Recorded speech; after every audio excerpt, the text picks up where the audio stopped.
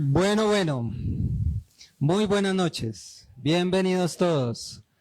Bienvenidos los que nos ven también por Facebook. Quienes se vayan a conectar los bendecimos. Que Dios los bendiga mucho. Y yo personalmente espero que de verdad usted y todos aquí seamos enseñados en esta noche, que sea un tiempo de provecho, aunque hasta ahora yo sé, usted no es el único que está cansado, que la luchó hoy, ¿sí? El mismo sol me dio a mí también, entonces vamos a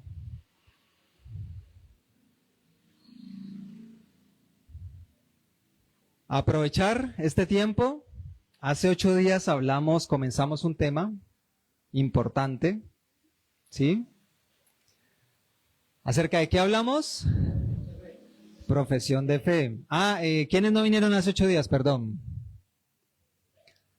Doña Olga. ¿Por acá? Creo que todos vinieron, ¿no? No, usted vino.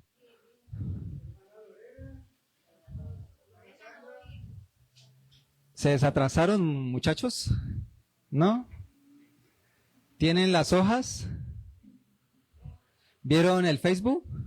¿Vieron el video? ¿Sí? Pues hace 8 días empezamos a ver un tema muy importante, la verdad que les recomiendo que se desatrasen, ¿sí? Como en todo, aquí ninguno está obligado a nada.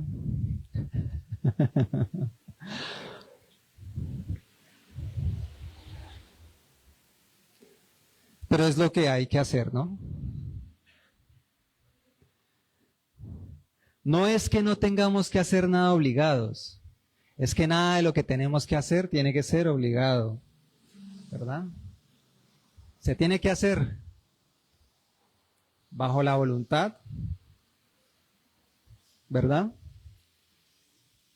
Y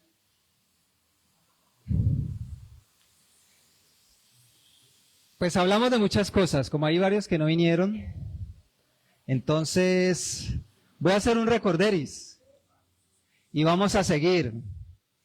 Vamos a hablar de 52 preguntas. ¿Alguien me colabora así rápidamente, me hace un resumen de lo que hablamos? ¿Sí? ¿Quién dijo yo? Así rápidamente con sus apuntes. A ver, aquí. La profesión de fe, se divide en dos partes. La primera parte es Dios, creación, caída y ley. Son 52 preguntas que resumen las doctrinas fundamentales más básicas e importantes para la iglesia cristiana.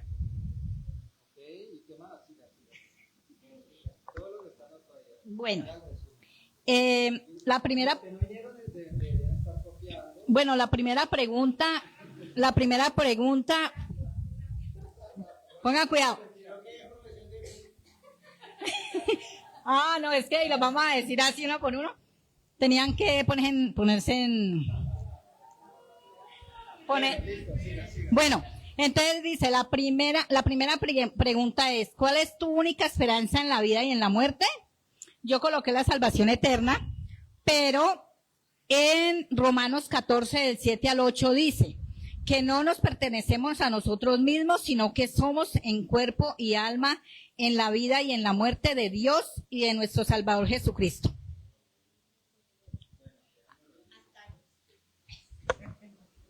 Muchas gracias. Ahí tiene un 5. Hoy tiene un 5 para hoy. Gabriela, va pasando.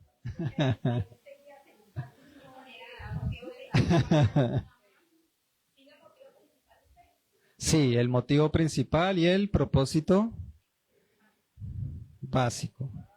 Bueno, recordaréis, hablamos de profesión de fe.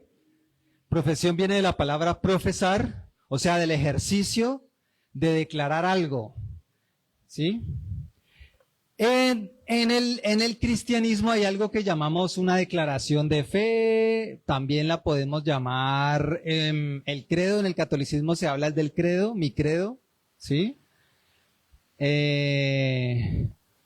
Creo que, por ejemplo, en la rama protestante bautista, creo que se le dice, bueno, se me fue. El hecho es que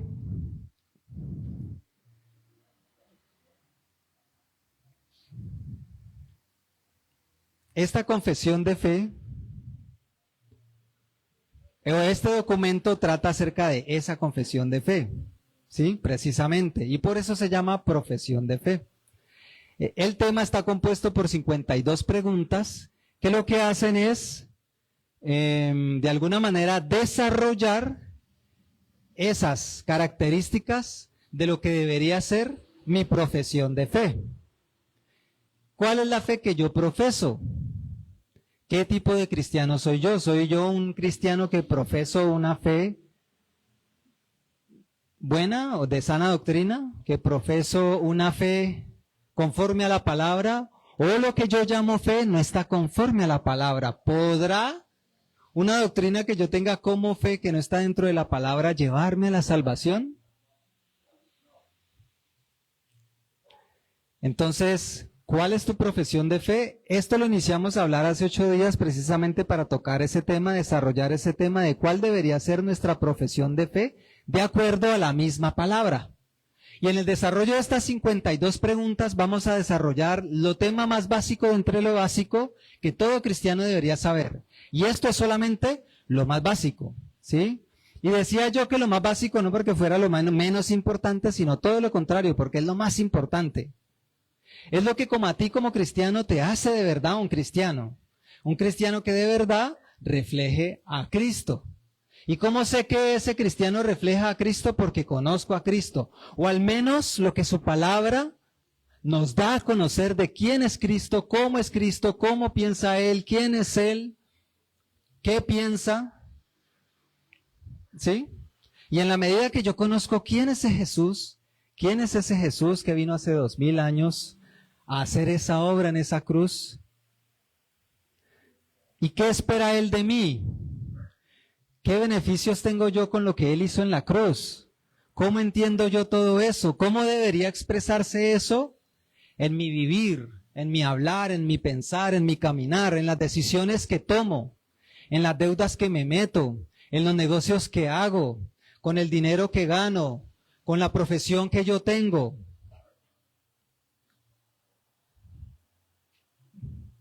Y todo lo que yo haga en la vida, ¿sí? Todo eso dice de verdad que soy hijo de Dios. Ahora, para yo saberlo, pues yo necesito tener claridad de pues qué es una profesión de fe o cuál debe ser mi profesión de fe. Y hace 8 días empezamos a trabajar la primera pregunta. Mi idea es coger cierta inercia, cierta velocidad y alcanzar a desarrollar al menos 3 preguntas por día. Yo sabía que al comienzo esto iba a ser así. Pero porque yo la semana pasada me tomé un buen tiempo explicándoles lo de la profesión de fe, por eso les recomiendo que vean el video. Dimos una introducción, abarqué un buen tiempo para dar la introducción e iniciar las 52 preguntas. Yo creo que la mitad del tiempo la gasté solamente en eso. Y la otra mitad desarrollamos la primer pregunta. ¿Cuál es que es la primer pregunta? ¿Cuál es tu única esperanza en la vida y en la muerte? ¿Sí? ¿Cuál es tu única esperanza en la vida y en la muerte? Eso está en el documento pues que usted tiene ahí, ¿sí? Esas preguntas, todas las 52 preguntas están en ese documento que todos tienen. ¿Cuál es tu única esperanza en la vida y en la muerte? Bueno, hablamos de varias respuestas que ustedes dieron, pero desarrollamos luego esta respuesta a través del versículo bíblico Romanos 14, versículos 7 al 8. La voy a leer así rápidamente. De hecho,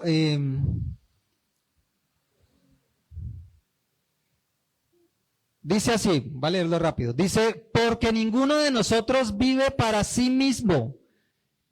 Escúchelo bien, ninguno de nosotros vive para sí mismo, sino que somos en cuerpo y alma.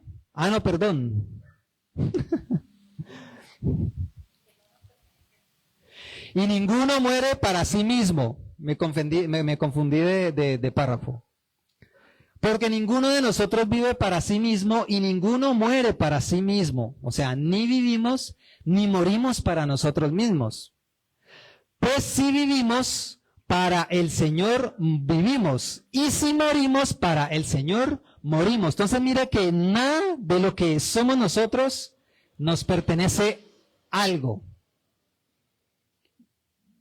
Sino que de forma literal nada nos pertenece. Todo es de Él. Le pertenecemos totalmente a Él, tanto en la vida como en la muerte, porque Él es el dueño de la muerte.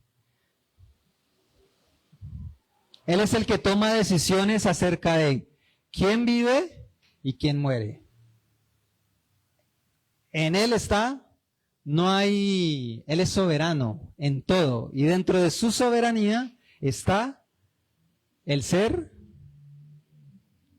de alguna manera cubierto por esa soberanía. Estamos dentro de esa soberanía. Todo cuanto acontece en nuestras vidas está dentro de su soberanía. Y es con un propósito, y tal vez eso, para usted a sus ojos, considere que lo que a usted le pasa en la vida o le ha pasado o está pasando en la vida es algo negativo, es algo que usted cree que tal vez es injusto. Pero si mi vida le pertenece a Él, entonces tengo la esperanza de que todo va a estar bien. ¿Sí? Tal vez el problema por el que estamos pasando lo ocasionamos nosotros mismos. Tal vez sí, digamos que sí, estamos pagando algo malo que hicimos, digamos que sí, estamos pagando un pecado. ¿Sí? Pero aún ahí está la soberanía de Dios. ¿Sí? Todo lo que el Señor haga, lo hará encaminado ¿hacia qué? Hacia nuestro beneficio. ¿Y cuál es nuestro beneficio? Que tengamos casa, carro, beca, títulos, salvación. Todo es encaminado no a que tú tengas un buen sueldo, a que tú tengas una gran casa, a que tú tengas... Eso viene, eso puede venir, ¿verdad? Obvio. Eso es lo de menos. Pero tenga lo que es realmente importante. La salvación, ¿sí? Pues todo lo que nos acontece. Entonces, esa es nuestra esperanza, que le pertenecemos a Él. Nuestra alma, todo le pertenece a Él. Absolutamente todo. ¿Listo? Así que lo que vivimos... ¿Lo vivimos para quién? Para el Señor. Y si morimos, para el Señor morimos. Hablamos de un tal Calvino que le aconsejo que lo estudie. No me acuerdo el nombre. Un teólogo reformado de hace tiempo. Creo que era contemporáneo con Lutero. Y él hablaba acerca de esto. En cómo la vida cristiana se puede dividir o se puede resumir en un motivo principal, en dos temas, ¿no? En dos cosas. Un motivo principal. 2, un principio básico. Hablamos de que ese motivo principal es que Dios envió a su Hijo para salvarnos por gracia. ¿Sí? El motivo principal es que Dios envió a su Hijo para salvarnos por gracia. En medio de esa obra de salvación, Dios también nos adoptó en su familia. Como resultado de esa gracia respondemos con gratitud. Por gratitud deseamos parecernos a nuestro Padre, deseamos parecernos a nuestra familia espiritual, porque cuando toda la iglesia empieza a parecerse a Jesús, ahí es donde empezamos a parecer una familia, una iglesia que toda se parece a Jesús. Entonces, que como entre todos nos parecemos a Jesús, de verdad nos amamos. No pensamos nada malo del prójimo, oramos por el prójimo, no le tenemos ningún tipo de envidia ni celos, ¿sí? No deseamos nada malo para su vida, no guardamos ningún tipo de rencor los unos por los otros, velamos por el cuidado, ¿sí? Los unos por los otros, tenemos el respeto, los unos por los otros. Yo creo que eso sucede. Juan Calvino, eso. Ya, pero le decían Juan, ¿no? ¿O qué? Italo Giovanni. Vea pues. No lo había escuchado. Italo Giovanni.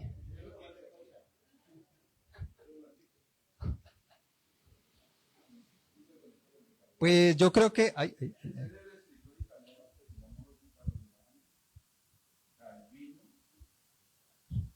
¿Teólogo? ¿Será que hay otro? Pues no sé que exista otro Calvino, así como importante. Bueno.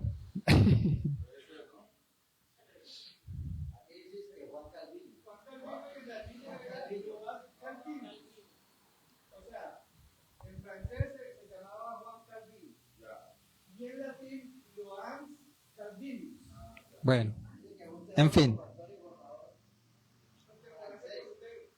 Entonces, este señor, sería bueno que usted lo investigara, lo buscara, mirara la biografía, cómo era la iglesia en aquella época, chévere. Sí.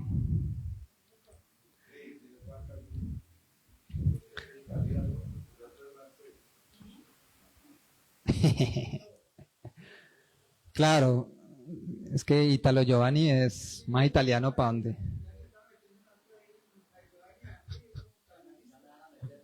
Bueno, échale enojo, échale enojo.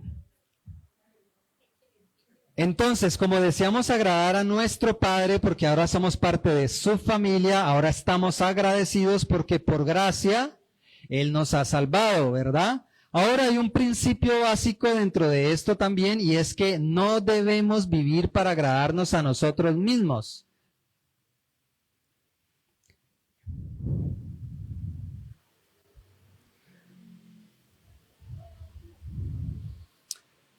Entonces, nuestra única esperanza en la vida es que le pertenecemos a Él, porque Él envió a su Hijo para salvarnos por gracia. Lo importante aquí es que, además de que envió a su Hijo para salvarnos, es que lo hizo por gracia. ¿Qué quiere decir que significa por gracia? Que nada de lo que hagamos podrá pagar. Eso quiere decir que Dios no necesita nada de usted ni de mí para salvarnos. ¿Cómo la ve usted? Yo sé que muchos dicen, ¿cómo así? No, sí hay que hacer. Sí, pero no en ese sentido. Para tu salvación, tú no necesitas hacer nada. Tú lo que necesitas es que el Espíritu Santo haga la obra en ti. ¿Sí? ¿Por qué? Porque tú crees en Él, porque tú lo has recibido y la promesa dice que si tú crees en Él, le recibes, el Espíritu Santo vendrá. Juan 14, Juan capítulo 14, Juan capítulo 15, vendremos a Él, o sea, Papá, Hijo, Espíritu Santo, vendremos a Él y haremos morada juntamente con Él. Y ese es el Espíritu Santo morando en nosotros que transforma nuestras vidas, transforma nuestro carácter, transforma. Entonces las obras no son una causa de salvación, las obras son un resultado de salvación. Y es este el papel que tienen las obras dentro de un cristiano. No el ser causante de algo, sino ser el resultado de algo.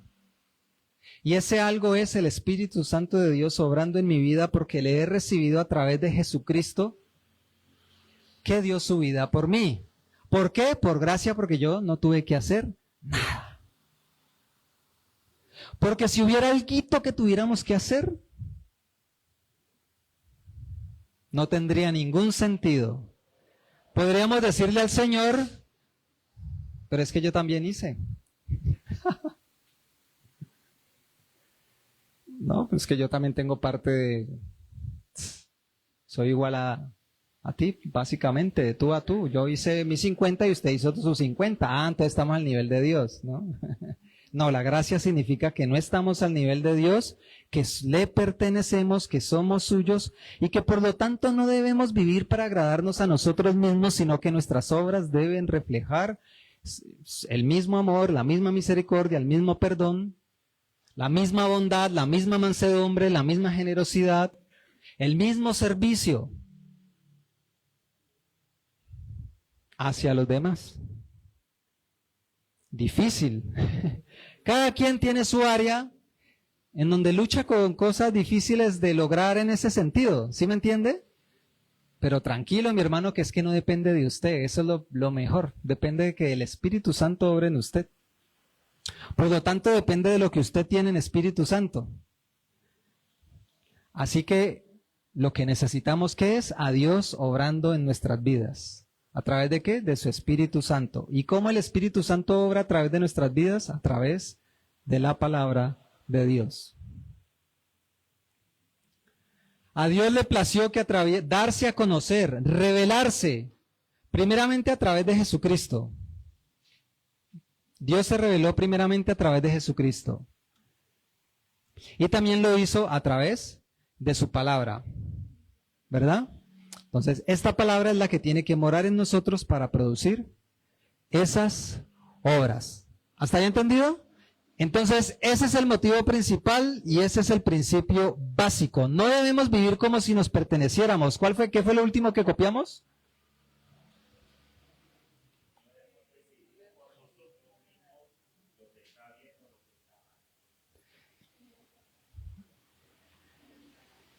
No debemos vivir para agradarnos a nosotros mismos. ¿Eso qué significa? Que no debemos vivir como si nos perteneciéramos. Eso implica varias consecuencias prácticas. Primero, no debemos decidir por nosotros mismos lo que está bien o lo que está mal. Nosotros no somos quienes definimos qué está bien y qué está mal. Porque cuando yo me creo con el derecho de decidir qué está bien o qué está mal, entonces es ahí en donde no estoy teniendo en cuenta de que es que yo no me pertenezco a mí mismo, de que yo le pertenezco a Dios. Dios me compró con sangre preciosa.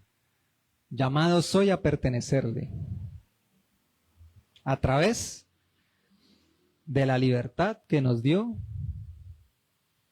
por su sangre, ¿verdad? Entonces, ese derecho le pertenece a la palabra de Dios. ¿Me repiten en dónde quedamos?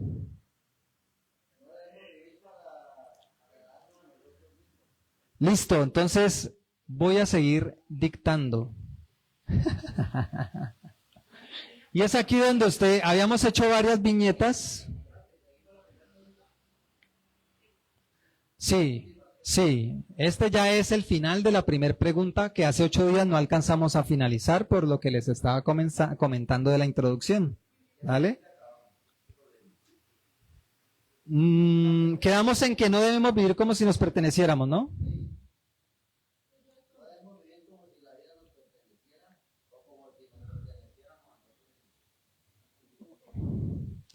Ah,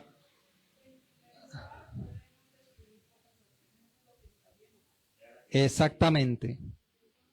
Si no lo tiene, anótelo ahí, Giovanni. En primer lugar, no debemos vivir por nosotros. No podemos decidir por nosotros mismos lo que está bien o mal.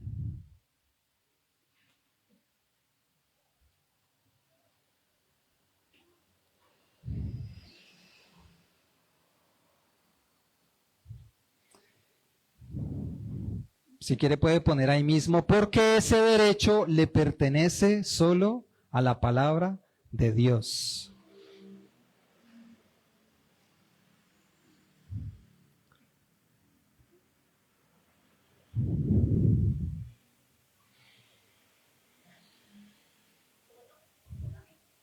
¿Cómo?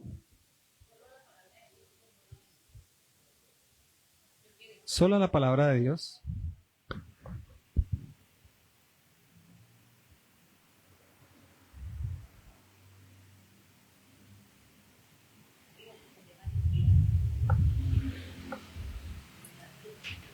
Abandonar, otro puntico ahí, abandonar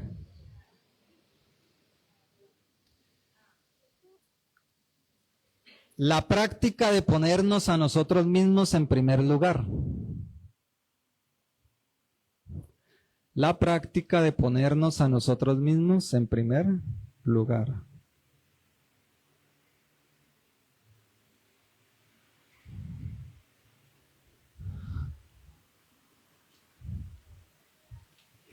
Es en primer lugar. Es decir, que mis prioridades tienen que ser pues lo que agrada a Dios, lo que expresa amor hacia el prójimo, el perdón. No debe existir una área en nuestras vidas pues en donde que no haya sido entregada a Dios, ¿sí me entiende? Tenemos que reflejar en todas las áreas de nuestras vidas, o por lo menos ir en ese progreso de ir entregándole todas las áreas de nuestras vidas a Dios. Debemos confiar incluso también ahí en esa entrega, al hacer esa entrega de como le pertenezco a Dios, pues me entrego completamente a Dios. En esa entrega incluso también está el cuerpo, está el alma, las cosas materiales, todo, la provisión, todo viene de Dios, ¿sí? Incluido nuestro cuerpo, incluido nuestra alma. Y debemos confiar, esta es nuestra única esperanza en la vida y en la muerte, que podemos confiar en Dios, ¿sí? En la abundancia y en la escasez. Entonces ponga ahí, podemos confiar en Dios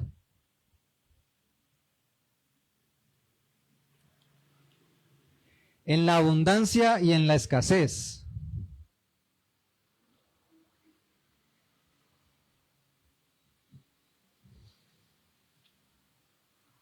Coma. En los tiempos buenos y en los tiempos malos.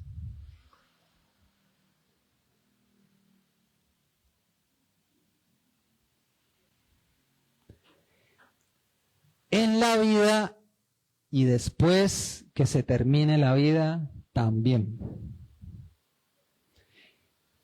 Coma, en la vida y en la muerte.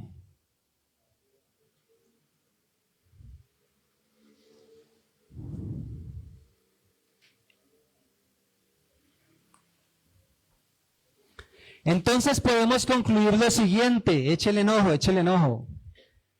Podemos concluir lo siguiente, entre el motivo principal y el principio básico hay una relación, los podemos relacionar. Entonces, ¿cómo quedaría esa relación entre el motivo principal y el principio básico? Anote esto, la relación es que somos salvos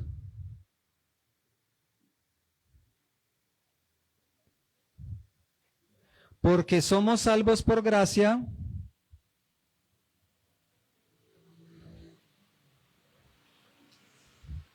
porque somos salvos por gracia, coma, ya no nos pertenecemos.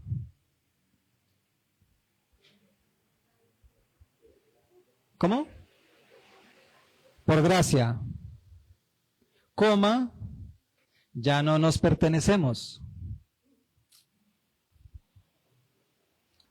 Entonces, como hemos sido salvados no por ninguna obra que yo pueda hacer, que yo haya hecho, porque no puedo, o sea, Dios no lo hizo así porque nos quería echar en cara, no, ustedes no hicieron nada, yo hice todo, no, es porque no podemos, ¿sí?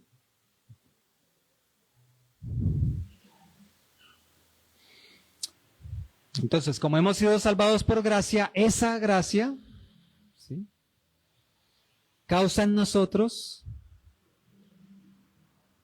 el pertenecerle a Él. Esa es la relación. Porque somos salvos por gracia, pues por consecuencia ya no nos pertenecemos, le pertenecemos a Él.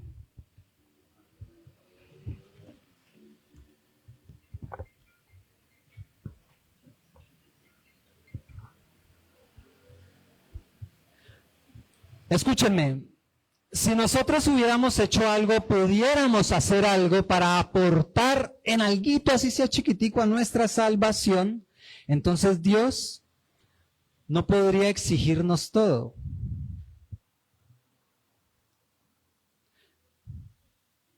pero el Señor hizo todo. Por lo tanto, le pertenece absolutamente todo. Es decir, que todo lo que está relacionado contigo, Él tiene el control de absolutamente todo. De lo que tú crees y llamas malo, como lo de que tú crees y llamas bueno. ¿Sí? Aquí el camino es seguir su palabra. Pero si la salvación es solo por gracia, entonces ahí sí Dios puede pedirlo todo, porque si no fuera por gracia, pues no podría exigirlo todo.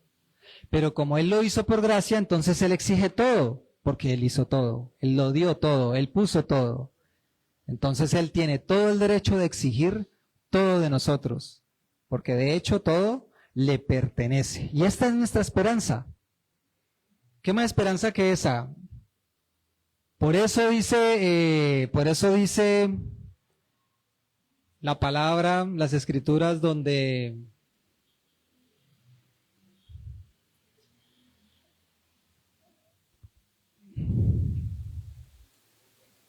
de que nosotros podemos hacer planes, ¿sí? Nosotros podemos y lograr cosas, ¿sí? Pero la verdad, es el Dios quien determina nuestro camino, ¿sí? Creo que es un salmo. Yo lo que he hecho es parafrasearlo. Ajá. Sí, ese es casi que igualito, pero me parece que también había otro parecido a ese. El hecho es que a través de su palabra lo que el Señor nos dice es que puede ser que nosotros creamos que tenemos el control. Iglesia, pero tú no tienes el control. Lo tiene Dios. ¿Sí? Eso de que tú tienes el control es una ilusión.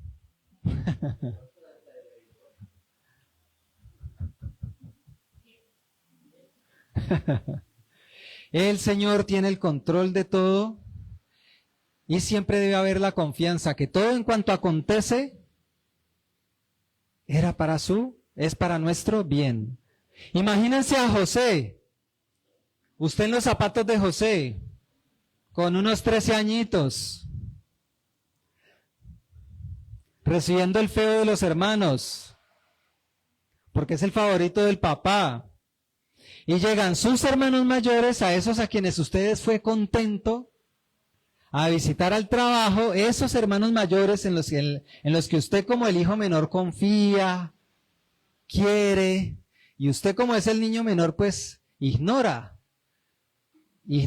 el mal que ellos le quieren hacer, ignoran el hecho de que ellos pudieran haberle hecho lo que le hicieron. ¿Cómo pudo haber estado José en el fondo de esa cisterna donde lo tiraron?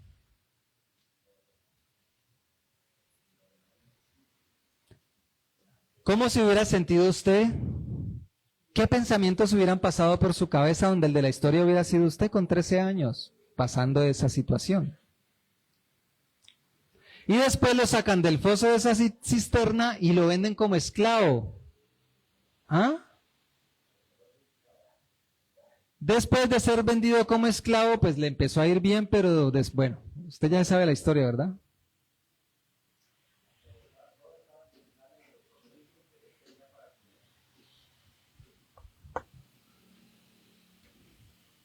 Y lo que le pasó a Jacob, por ejemplo, vemos unas cantidades de cosas, cómo Jacob llegó a convertirse en Israel, en lo que representa Jacob, en ser el padre de las 12 tribus. Y cuando vamos a fondo, vemos que Jacob no era un muy buen ejemplo que digamos. O sea, si no fuera por la gracia, en una persona como Jacob vemos cómo el Señor escoge por gracia y no por ningún mérito.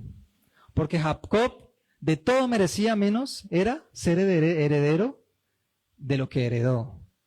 De ser esa piedra angular dentro de la profecía y del simbolismo de lo que iba a ser Cristo y de su venida. Porque eso representa a Jacob.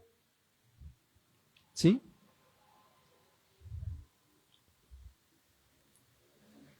Por la mera gracia. Entonces, toda esa cadena de consecuencias que vemos en la Biblia, que muchas veces, pues que el de José es como la más explícita, en cómo toda esa consecuencia de cosas lo llevó a donde tenía que estar en el momento que era. Porque la hambruna de los hijos de Jacob, a la cual sobrevivieron, la sobrevivieron gracias a José, que en ese momento estaba en el lugar cuidando los graneros, nada más y nada menos. Cuidando los graneros del alimento, por medio del cual la casa de Jacob iba a ser alimentada, nutrida, salvada, pero luego terminaron siendo esclavos. Esos mismos judíos, ese mismo pueblo, ahí en donde llegaron y fueron importantes porque pues eran los judíos, bueno, en ese entonces no eran judíos todavía, eran los hebreos. ¿Sí? Pero luego, como después de muchos años cambió de faraón y la vida les cambió totalmente, fueron esclavizados durante generaciones. Durante generaciones fueron esclavizados. Ese pueblo que el Señor escogió a través de Jacob, a través de las promesas de Isaac, a través de las promesas que recibió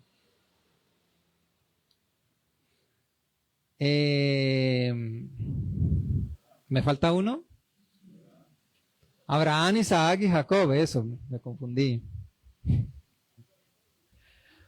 Toda esa descendencia que Dios le prometió a Abraham que iba a ser súper bendecida, pues terminó siendo esclavizada.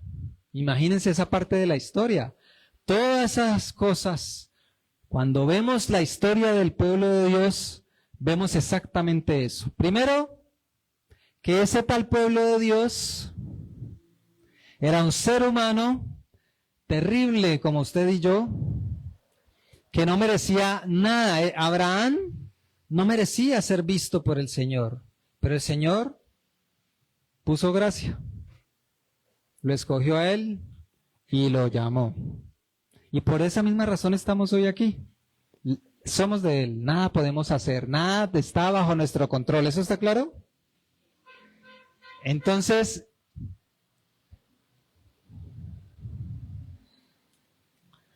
por lo tanto, como Jesús se entregó completamente por nosotros, entonces por eso ahora nosotros debemos entregarnos completamente a Él. Básicamente esa es la conclusión del primer punto. Entonces, ¿ya está claro cuál es nuestra única esperanza?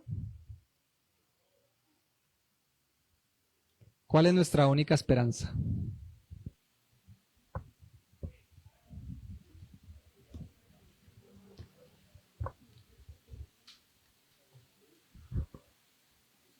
¿Cómo?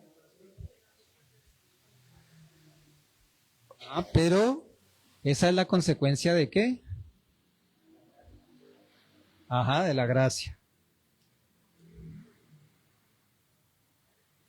Si la salvación es solo por gracia, entonces Dios es dueño de todo, de mi todo. Es por gracia. Esa es nuestra esperanza, no depende de nada de nosotros, en nuestras manos no está el añadir un céntimo a nada. Él ya nos escogió, Él ya nos llamó, estamos aquí, Él nos trajo. Confíe en eso solamente. Usted no está aquí por sus méritos, ni por su fuerza, ni porque es bonito, ni porque es curioso, ni porque tiene algo especial. No, lo siento mucho. Yo sé que ese es el mensaje que dan en las iglesias cristianas, en donde tú eres alguien especial para el Señor, pero no. El Señor no te escogió porque eres alguien especial. Tú no hiciste nada, tú no tenías nada, ninguna razón, ninguna característica, nada, para que Dios te escogiera. El Señor te escogió solo por gracia. Porque si Él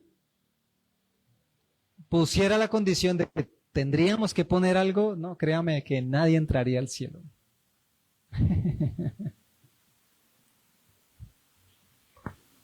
¿No le podríamos entregar todo al Señor? Tendríamos la excusa perfecta si somos así, solo por gracia. Ay, ahora imagínense cómo seríamos si tuviéramos alguito de ese poder. Pero la iglesia desafortunadamente vive una doctrina empoderada en donde yo tengo los poderes del Señor. Y no es así. Nada más cerrado en lo absoluto. Yo no tengo nada de poder. Nada puedo hacer. Lo que yo puedo hacer es por su gracia.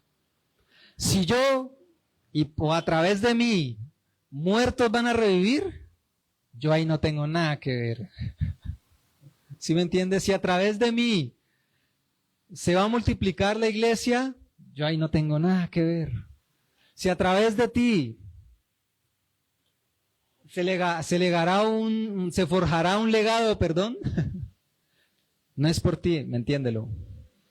Es por la gracia del Señor. Así que usted debe tener la seguridad de que ha sido escogido, de que está aquí porque fue llamado. Usted escuchó la voz del Señor, el Señor le habló y lo puso ahí.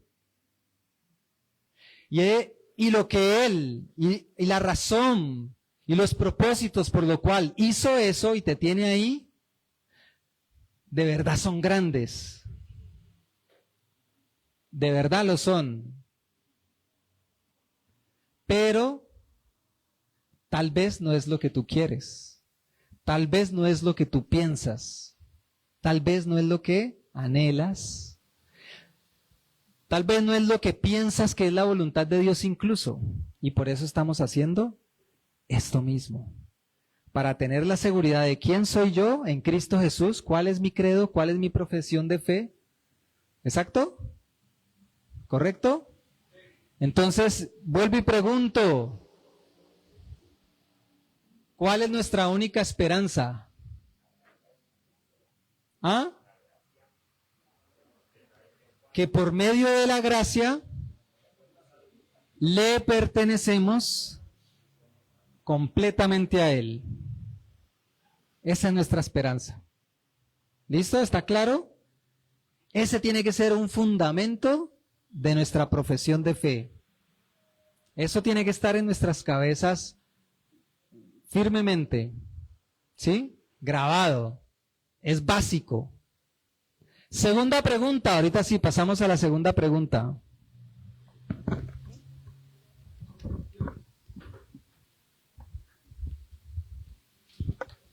Todos ahí en sus copias pueden ver que la segunda pregunta es, ¿quién es Dios?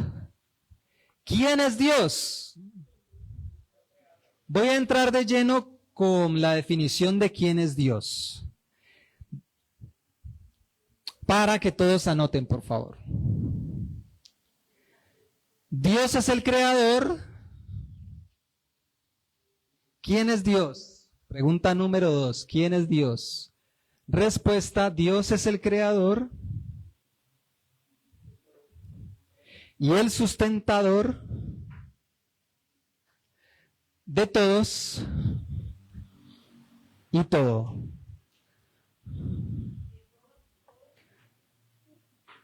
De todos y de todo.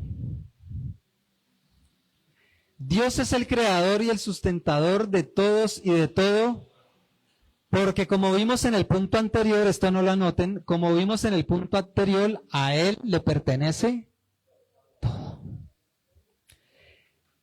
Punto seguido, Él es eterno, coma.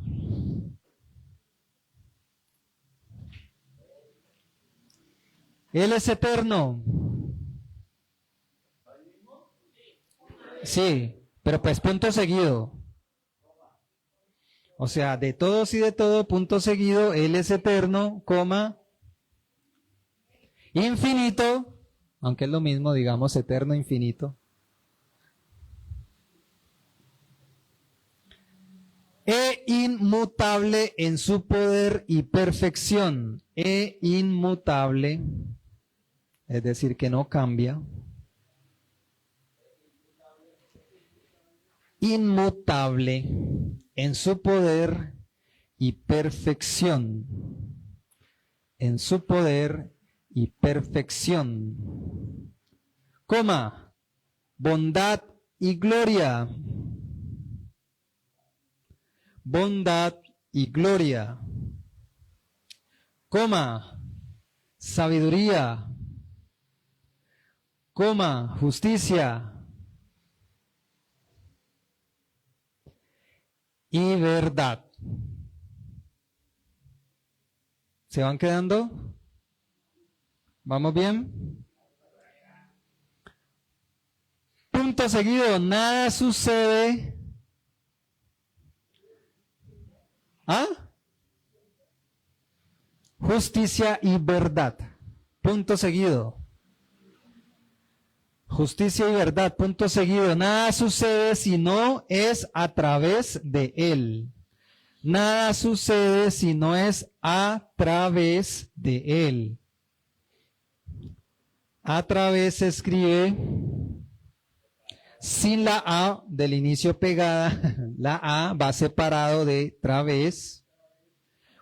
V, tilde en la E y termina en S. Exacto. A través de Él. No, estoy repitiendo lo mismo. A través de, si no es a través de Él, ese Él debe ir mayúscula y con tilde en la E. Y por su voluntad. Nada sucede si no es a través de Él y por su voluntad. O sea, todo lo que sucede, sucede primero porque Él quiere. No hay nada que pueda suceder que Él no quiera. O sea, no hay nada de lo que suceda porque Él no quiera. Así que tenga mucho cuidado cuando pregunte, ¿acaso Dios quiere? Tal vez se podría sorprender.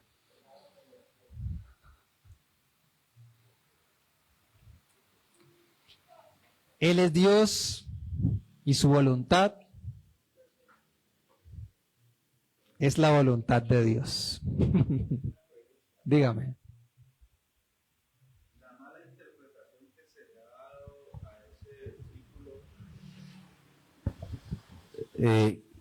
La pregunta que yo tengo es, la mala interpretación que se le ha dado a ese versículo que dice que cosas mayores de las que Él hizo haremos en su nombre.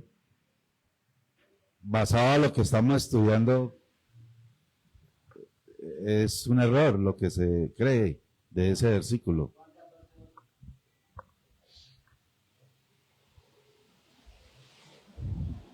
Claro, porque ahí, ¿cómo es que dice el versículo? Para aquellos que creen en su nombre, creo que dice. Sí. Que cosas mayores de las que Él hizo haremos en su nombre. Sí. Para los, si no estoy mal, el versículo dice es para los que creen en Jesús, ¿no? En Él. Harán cosas mayores que las que Él hizo. Ese es el sentido de ese versículo. Sí, claro, hay una incorrecta. Exactamente.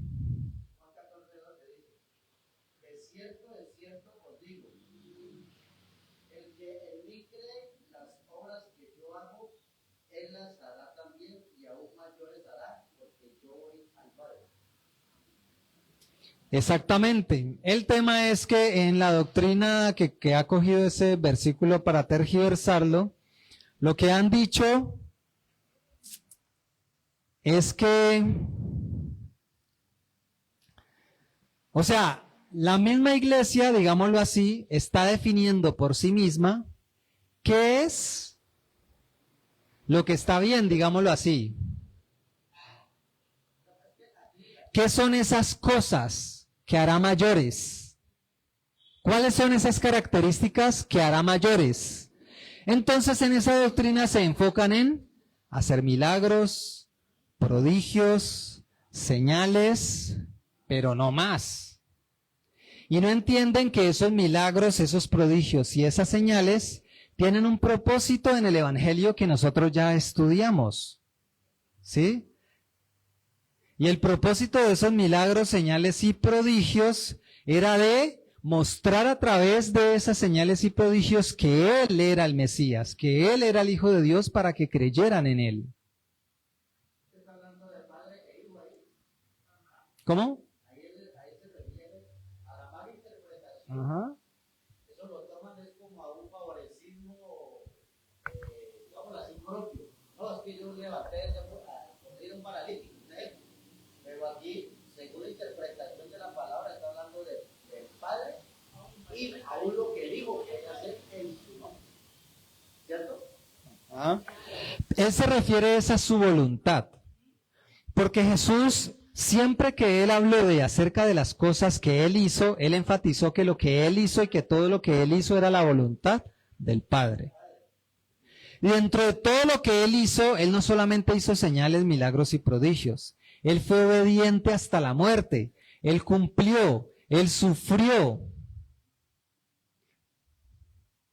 ¿Sí? Él recibió rechazo, Él recibió maldición, Él recibió angustia. Y sobre todo eso, venció. Sin pecado, sin tacha y sin mancha.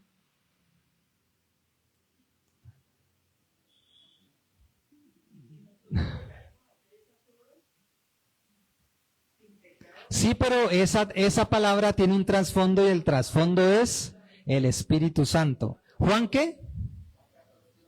Juan 14. ¿De qué hablamos que hablaba Juan 14:15? Yo ya lo he dicho en varias prédicas de qué habla Juan 14:15. Juan está hablando específicamente de cómo el Espíritu Santo obra en el creyente. No más. Y que no es el creyente el que puede obrar por sí mismo. No. Es el creyente el que obra por la gracia del Espíritu Santo. Es el creyente que obedece, es el creyente que aprende a amar, a perdonar, aprende a poner la otra mejilla, aprende lo que es el sacrificio por el amor a los demás, aprende lo que es luchar, lo que es la vida, aprende lo que nos da la vida. Sopa y seco todos los días, como se dice. ¿O no? Uno simplemente el hecho de levantarse a enfrentar la vida ya es una batalla, exactamente. Uno poder lograr cosas, demanda mucho esfuerzo, ¿sí?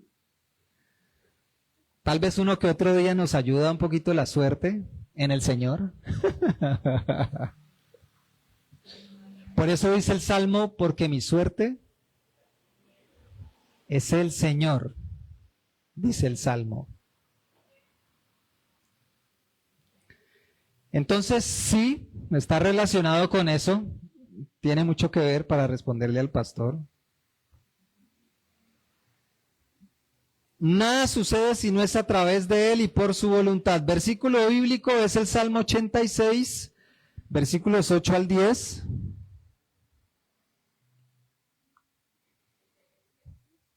Salmo 86, 8 al 10.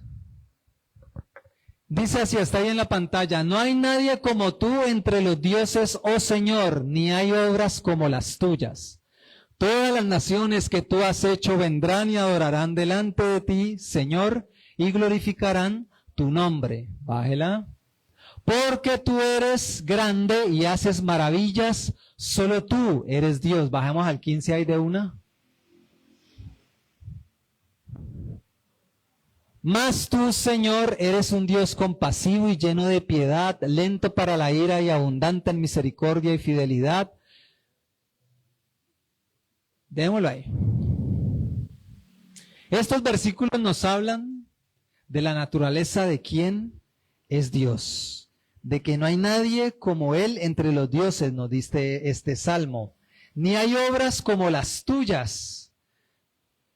Todas las naciones que tú has hecho vendrán y adorarán a ti porque no tienen otra opción. porque solo Él es Dios.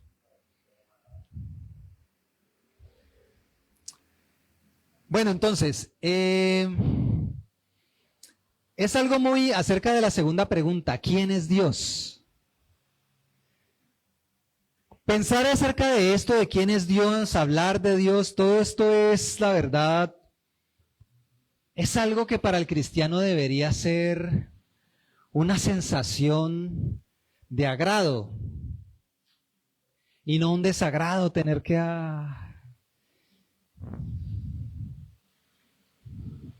¿Una Biblia de estudio? No. ¿Leer? No. ¿Hacer tareas? No.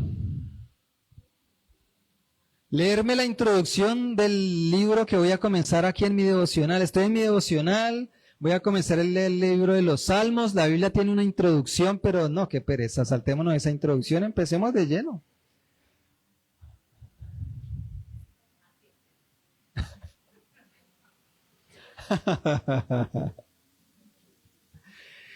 El mensaje del grupo de WhatsApp, ay no, ya empezaron.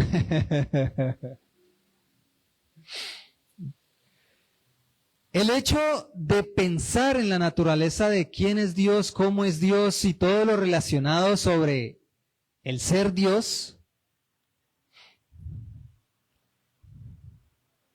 debería ser de verdad un pensamiento agradable para el cristiano, de alguna manera, para el creyente. Si no causa agrado, tenemos que revisarnos. ¿Sí?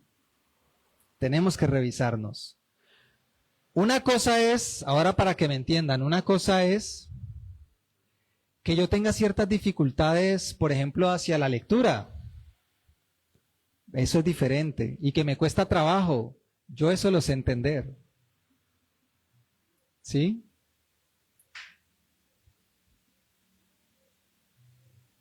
Pero la actitud para que nosotros nos autoevaluemos de alguien para estudiar las Escrituras debería de verdad ser algo de agrado, algo que se hace con agrado. Es que para mí no es, o sea, no concuerda con que a mí me desagrade eso. Es que no puede ser, porque si a mí me desagrada, quiere decir que hay un rechazo, que hay una distancia entre la palabra de Dios que me habla de quién es Dios, porque lo que yo necesito saber es eso, quién es Dios. Y eso es lo que el Espíritu Santo quiere formar en mí, que yo tenga la claridad de quién es Dios, qué hizo Dios, cómo hizo Dios, por qué hizo Dios, para qué hizo Dios, y yo qué tengo que ver con todo eso. ¿Sí me entiende? Porque es que no hay otra forma, o sea, no hay otra forma de ser cristiano. Yo no veo otra forma. ¿Hay otra forma de ser cristiano? No la hay. ¿Cómo yo puedo decir que soy cristiano si no entiendo, no conozco? Pues ¿quién es Cristo? Primeramente. ¿Cómo es Cristo? ¿Qué quiere Cristo? ¿Cuál es su voluntad? ¿Cuál es su imagen y su semejanza? Si yo quiero ser su imagen y semejanza, ¿cuál es esa imagen y semejanza? ¿Sí? Entonces el hecho de yo tener una intención de poder profundizar en las Escrituras, yo pienso que eso es algo que de pronto para el que está iniciando no es igual. De pronto el que está iniciando al principio tiene escepticismo, obviamente, porque está el rechazo ahí, ¿no? Pero el que ya tiene un llamado, es que aquí estamos, somos los que ya tenemos un llamado hace rato, hemos sido escogidos, ¿o no? Ya tenemos una claridad de las cosas. Aquí no estamos hablando con gente que está empezando. ¿Sí? Entonces, a lo que yo quiero ir es que cualquier dificultad que usted de verdad tenga, esa dificultad puede ser hasta cognitiva. Usted puede tener un déficit de atención. Usted puede tener un déficit hasta de inteligencia. Pero el Señor lo escogió y lo tiene ahí para esto. Para que usted lo conozca. Sencillo. Es que no hay otra razón. ¿Para qué más Dios quiere que estemos aquí? para que le conozcamos, porque es a través de conocerle que podemos entender qué es ser un creyente de Dios, un cristiano de verdad, un seguidor, un discípulo de Cristo. ¿Qué es ser de verdad lo que debemos ser? ¿Sí? ¿Está claro?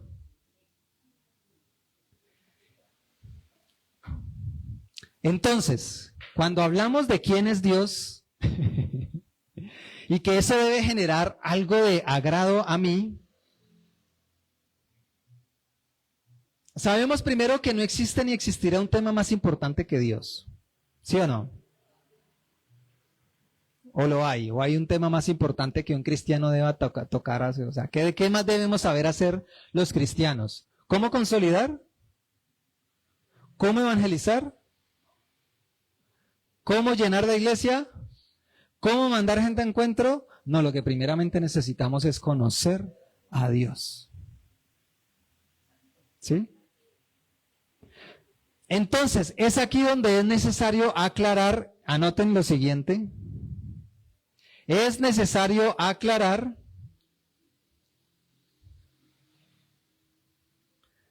a quién se hace referencia cuando se usa la palabra Dios.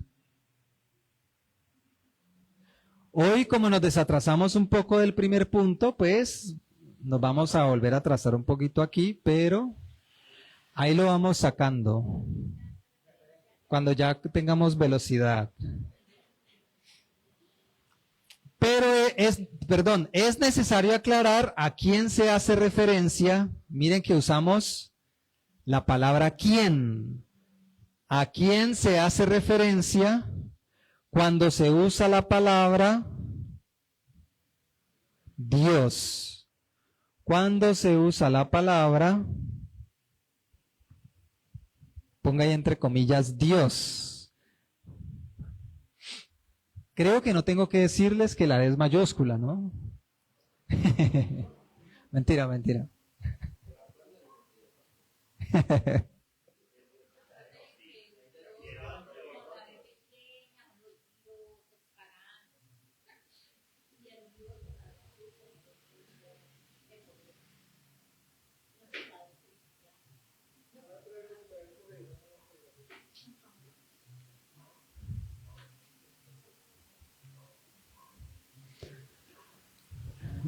Es solo un chiste.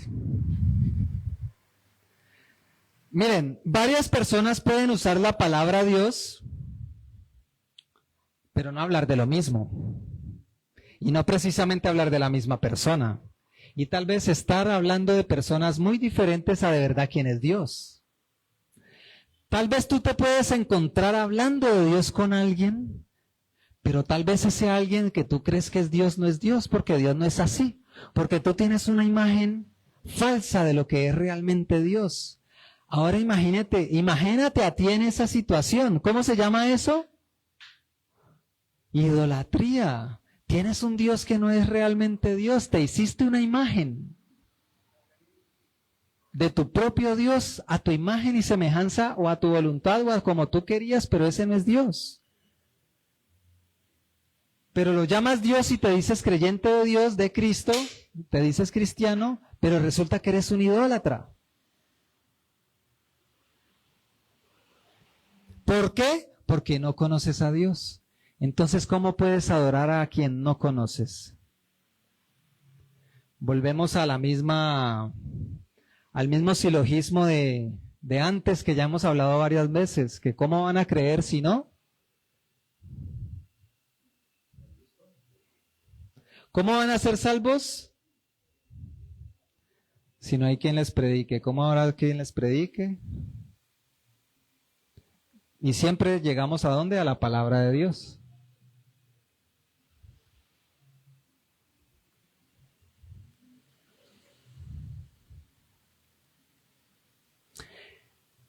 Para algunas personas Dios puede ser un sentimiento, para otras personas no, pues el creador, ¿no? Usted le pregunta a las personas, no, pues el creador del universo, el que dijo hágase la luz y se hizo la luz, ese es Dios.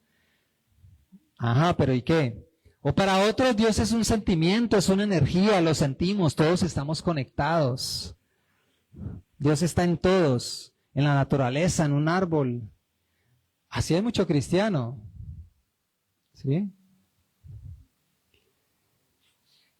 Entonces, podemos tener diferentes conceptos de quién es Dios, pero lo único que podemos tener en cuenta es que para saber quién es Dios, necesitamos ir a la palabra de Dios. ¿Por qué necesitamos ir a la palabra de Dios? Porque el único que me puede decir quién es Dios y cómo es Dios es Él mismo.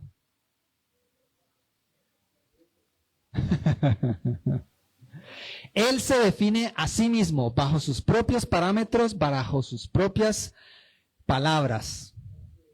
Y es la única forma de conocer a Dios. Ahora, la palabra nos habla obviamente de que Él maneja diferentes lenguajes. ¿Él puede hablar acerca de la creación? Sí. ¿Él nos puede hablar acerca de una situación que pasó? Sí. ¿A través de una persona? Sí.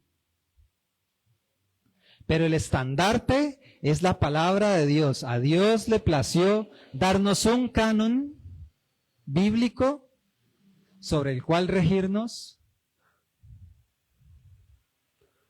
la cual es su palabra. Le plació que fuera a través de esa palabra, de su evangelio.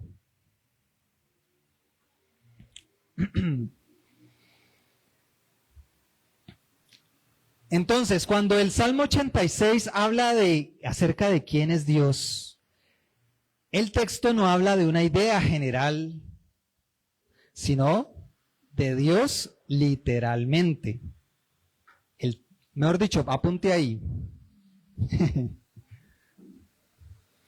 El texto habla de que el Dios de la Biblia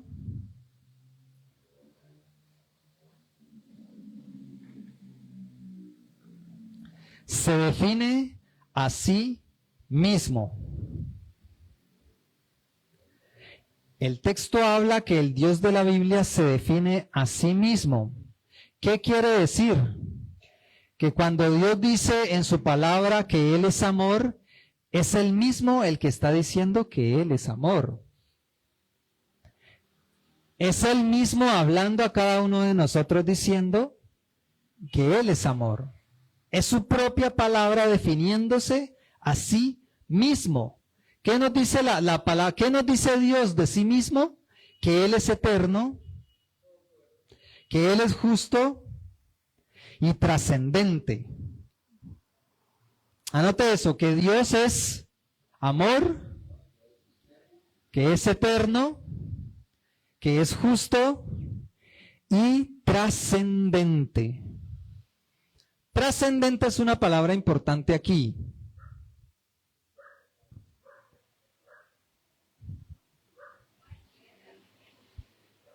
SC, trascendente.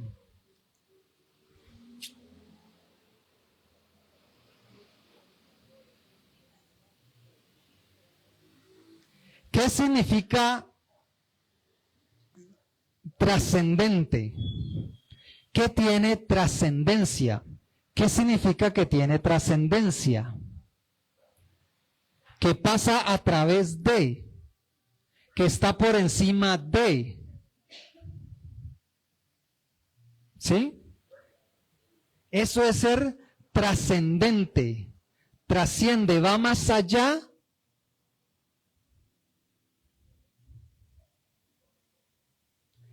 Es decir, que Dios está por encima del espacio, por encima del tiempo, por encima de la historia. Puede poner ahí, si gusta, lo que significa ser trascendente. Que Dios sea trascendente significa que Él va más allá del tiempo. Que a Él no lo cobijan las leyes de la naturaleza, que Él va más allá. Como dice mi hijo de la física.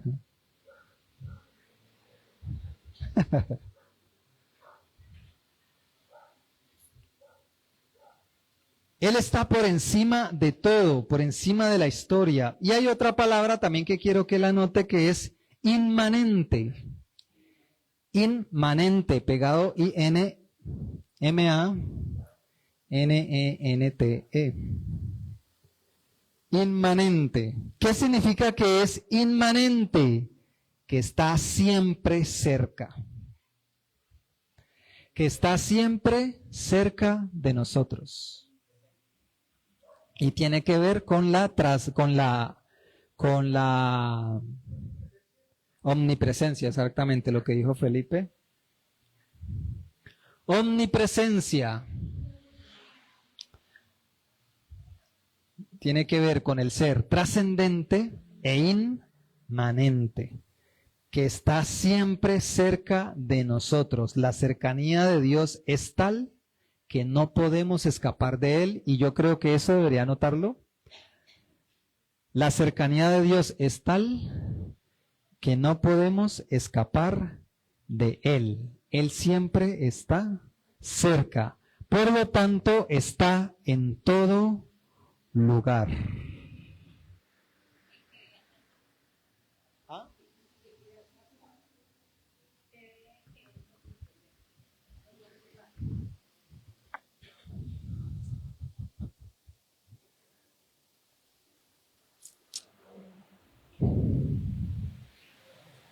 No, los puntos importantes son los que ahí voy diciendo.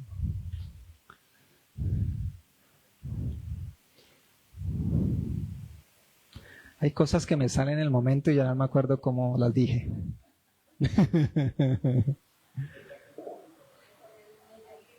Entonces, para terminar ahí, la cercanía de Dios es tal que no podemos escapar de Él.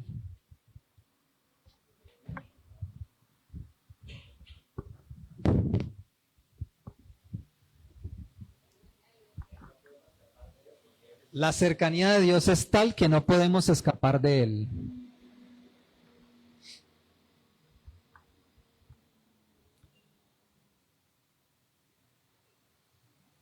Entonces ya hemos respondido dos preguntas. ¿Cuál es nuestra única esperanza en la vida?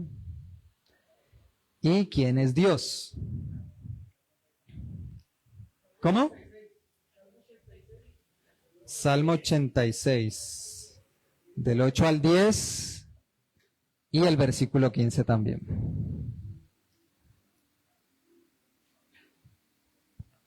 Este es Dios. Vamos a orar.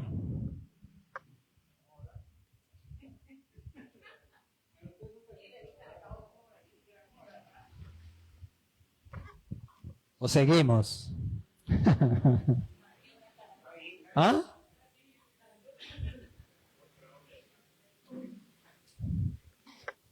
Cafecito con pan, nos vamos de vigilia. Nos despedimos de la audiencia de Facebook. Muchas gracias por su compañía. Espero que haya sido de bendición el mensaje. Dios les bendiga.